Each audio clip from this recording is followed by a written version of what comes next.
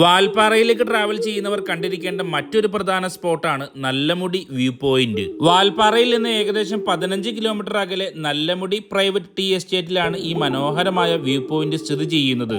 Per head 30 രൂപയാണ് entry fee വരുന്നത്.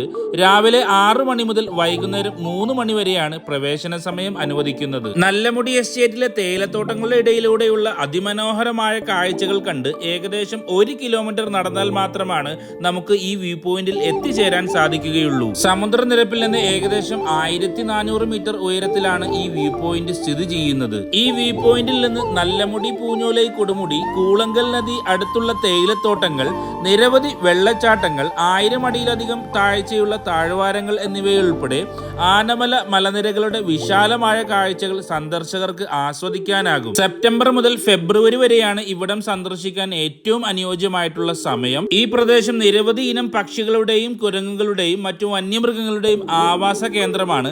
ചില സമയങ്ങളിൽ സന്ദർശകർക്ക് വന്യമൃഗങ്ങളെയും കാണാൻ സാധിക്കും. വ്യൂ പോയിന്റിൽ വരുന്നവർക്ക് ചായ, കോഫി, സ്നാക്സ് മുതലായവക്കായി ചെറിയൊരു ഷോപ്പും അവൈലബിൾ ആണ്.